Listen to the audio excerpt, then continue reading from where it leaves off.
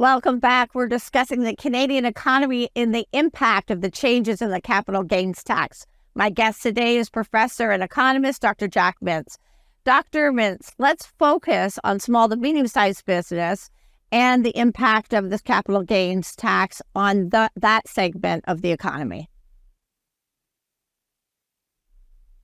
I think we will best understand that many small businesses are incorporated, and they are going to be hit by the capital gains tax rate at the corporate level, which again, that $250,000 exemption does not apply. So they're going to be hit the most. In fact, when you look at the revenue numbers for the government, and what they estimate, see what they actually get in the end, more than half of the revenues come from the corporate sector, not from individuals, in terms of this increase. And so many small businesses that have been working for years, trying to make investments, especially in venture capital, but also in other areas, whether it's manufacturing, retail, whatever, they are going to be hit on their capital gains. Some of them will benefit from the higher lifetime capital gains exemption that the budget also introduced, where instead of which will rise to 1.2 million. When they sell their shares in their small business, but they will still be hit on their corporate capital gains every time they sell their real estate or they sell shares that they might have in their corporation, and they're going to be paying more capital gains taxes as a result. And so we will see them think about, is Canada the right place they want to invest in? Because if Canada is going to be raising personal and corporate taxes all the time on people that create jobs, then obviously it's going to make them less willing to stay in Canada with its small market and cold climate compared to the United States, where they can have access to 320 million people instead. And that could be quite important when you start thinking about the effects of this capital gains tax increase.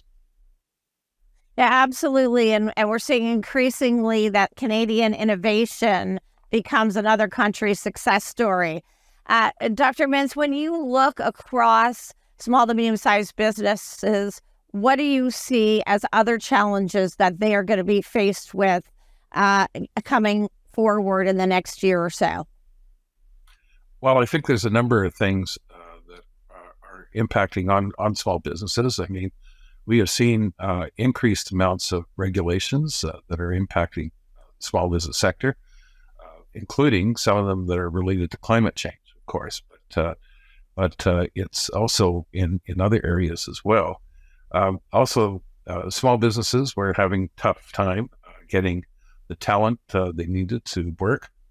And there's also, just like the rest of the population, the retirement problem, in the sense that many small business owners are now leaving and retiring, and so don't really have a successor like their children or family to take over necessarily, and so they will be closing up the doors. So there are a number of challenges that they're facing, and I think probably the most important thing the governments can do, besides dealing with the tax system, is also to try to deal with the regulatory burden that many small businesses face.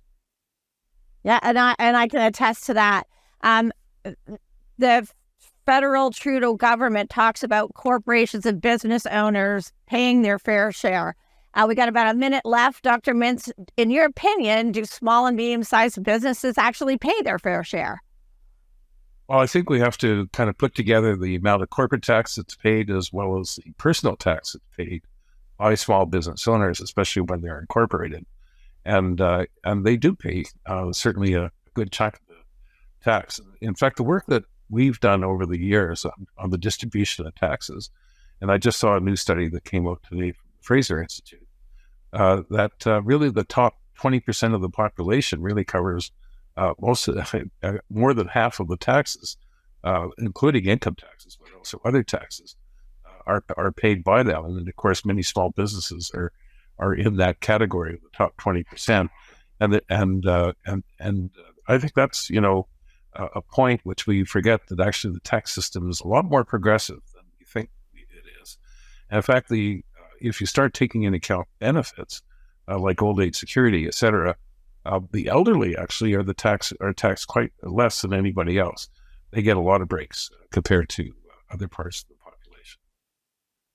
Well, more to come when we're back. You're watching Canadian Innovators. We'll be right back.